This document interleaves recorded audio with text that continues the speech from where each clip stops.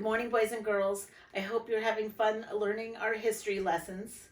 Today's lesson is lesson 2, A Taxing Time, the Boston Tea Party. I just wanted to review really quick and go through our timeline. As part of our extension activity today for timeline, you're going to add the Boston Tea Party.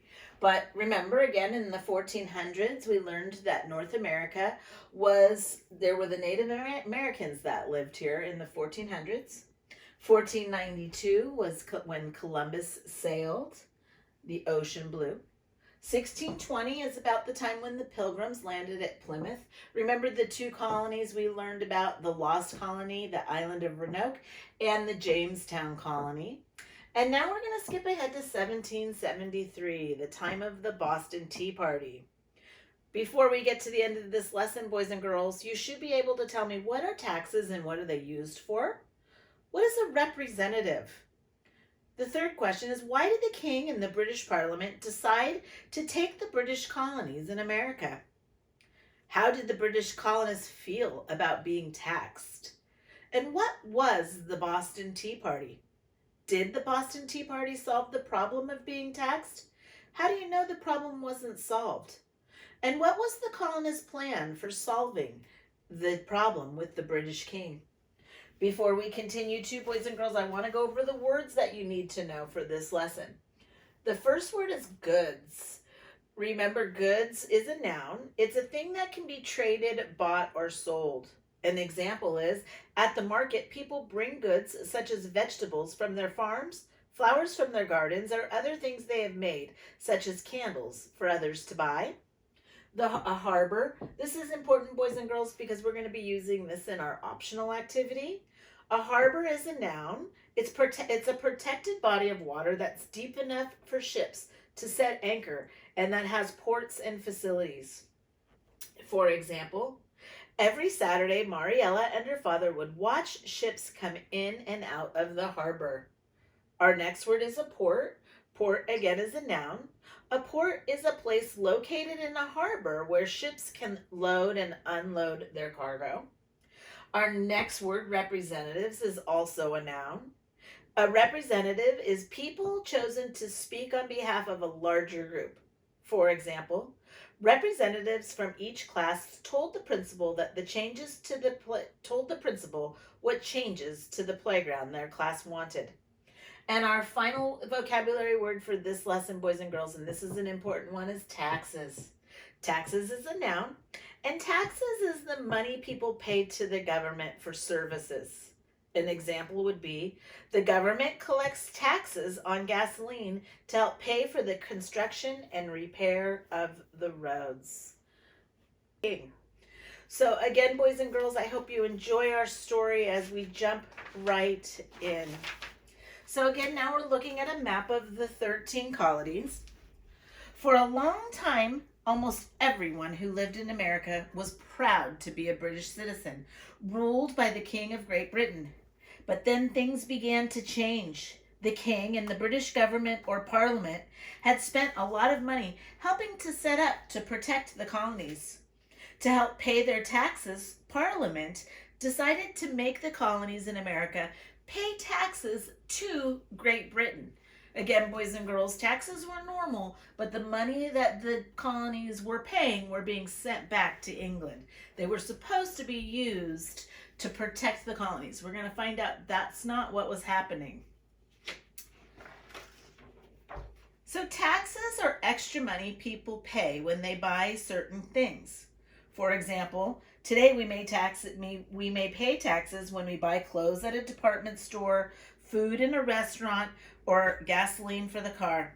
Depending on the state where you live, you might have to pay $1 or $2 more for your new shirt that's listed on the price tag, or a few cents for your sandwich than the price that's on the menu. But these stores do not keep this extra money. They must give the extra money or taxes to the government. These days, we vote and elect representatives or people to represent us in the government. These people make decisions about how to best spend the taxes to provide public services. So some of those public services, boys and girls, is how schools are run and how teachers get paid. Perhaps the way the roads getting fixed. Again, you're going to pay a little bit extra at the gas station or when you buy your food. Your parents are very familiar with taxes. Again, ask them how they feel about them. So we're going to go back in time a little bit here, and we're going to look. This is a picture of Parliament. This is where the British had control. Their government ran in a place called Parliament. But back in the time when the colonies were first established, the people who lived in the colonies were not permitted to vote and elect representatives or people to represent them in the British Parliament on the other side of the ocean. So many people who lived in the American colonies in the 1700s felt that it was unfair for the British king to ask them to pay taxes. The colonists were asked to pay extra for stamps, extra for sugar and other things. Because the colonists could not voice their opinions to the British government through their representatives, why they wondered, should they have to pay these taxes? It just didn't seem fair. So just to recap that, the colonies were paying the taxes, but the taxes were not getting used for what the king had promised. Again, the king was promising to protect the colonies, and that was not happening. All over the colonies, people grew more and more angry, but it was the colony in Massachusetts that the tempers really flared the most. King George of Great Britain sent troops to try to keep the peace in Boston, but it did not help very much. Then, in 1773, the British Parliament did something that the colonists could not stand. They passed a law called the Tea Act and tried to force the colonists to buy tea from the British company, only they were charging a large tax for the tea. The colonists did not think this was fair to force them to pay more for tea, and they refused to pay taxes on tea, which was one of their favorite drinks. They began sending shiploads of tea back to Britain and ordering their tea from another country called Holland. This made the king even angrier, and he told them that they could not send any more tea back to Britain without paying tax. Because of this, the colonists of Massachusetts revolted or rose up against the British king. They decided that they would not accept the king's decision. Shiploads of British tea continued to enter the port of Boston, Massachusetts.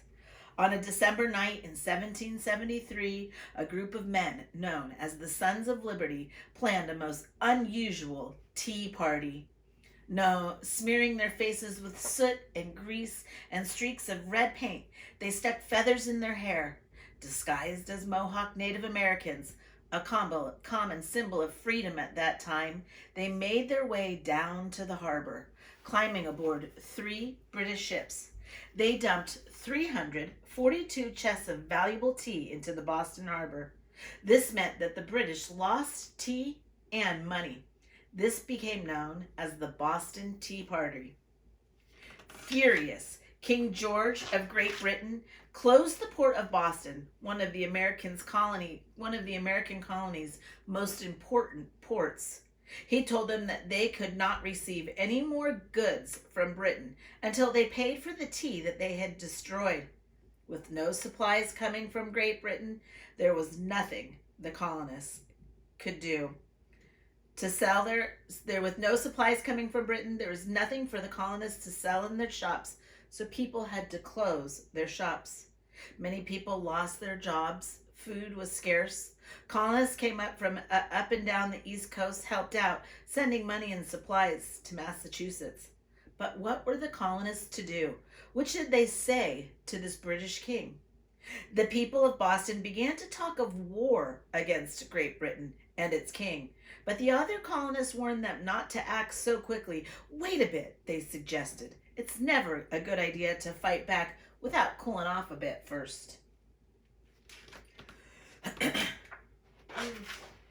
All 13 colonies decided to come up with a plan together.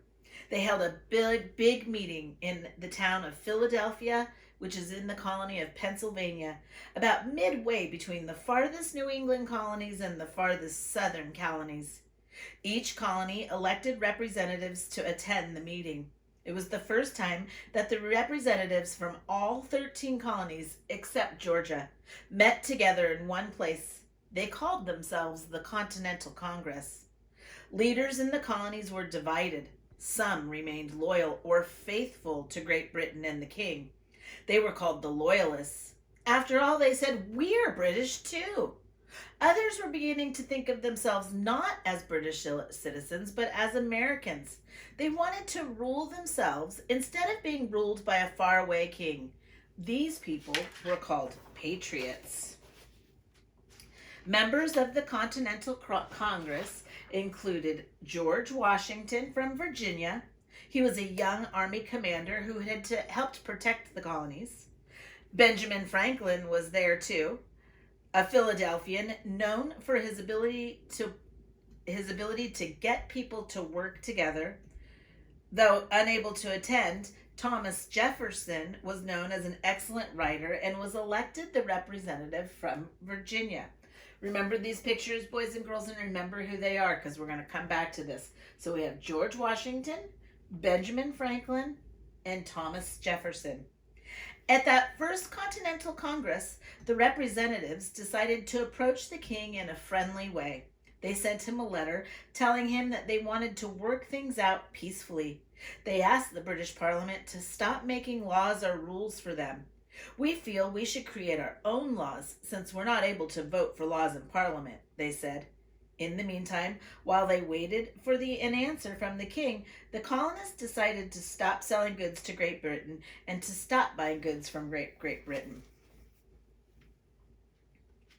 At the end of the meeting, the colonists were still split in their opinions about what to do. The Loyalists hoped that the king would grant their requests, letting them make their own laws while still remaining British. The Patriots kept things stirred up, talking of going to war and breaking away from Britain altogether. It was certainly not a calm time. Well, that's it, boys and girls. We'll see you tomorrow. Actually, I'll see you Monday. But again, I hope you're having fun with these. Moms and dads, don't hesitate to reach out if you have any questions or concerns. I will post another video with the optional lessons next. But thank you and have a good day.